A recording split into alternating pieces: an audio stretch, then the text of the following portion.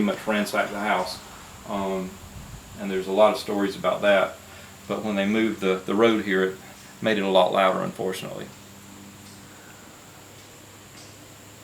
Wow. So what is Stoneman's? Tell me about Stoneman's Raiders. Well, actually, it was called Brown's Raid in Anderson. It was a group of General Stoneman's raiders who were in pursuit of Jefferson Davis. They were following him from Richmond down toward Mississippi, trying to apprehend him.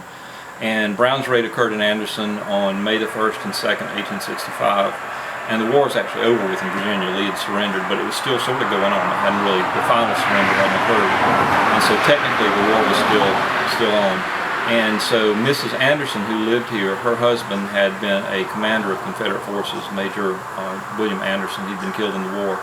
And I assume that Brown's Raiders maybe thought, since this was a prominent family, they sort of knew, maybe had some contact with Davis as he was coming southward, because they knew he was coming through this area. So on May the 2nd, 1865, Mrs. Anderson and her daughters, her son, and she ran a girls' school here. Several of the girls were in the dining room being served by the couple of servants they had, and said they heard the thunder of hooves. And she came and looked out the front door and said riding down the lane toward the house were about 40 or 50 soldiers on horseback. And so they surrounded the house. She went back into the house and sat down at the table.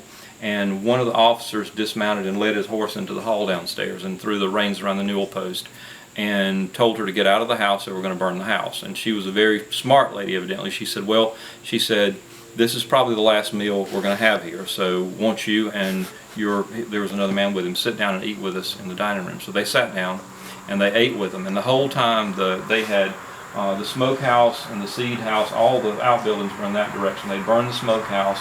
They had shot the cow, they shot the mule, they even bayoneted the family cat, and they had set the grist mill and the sawmill on fire. And so there was a lot of terrifying things going on, but she remained very calm.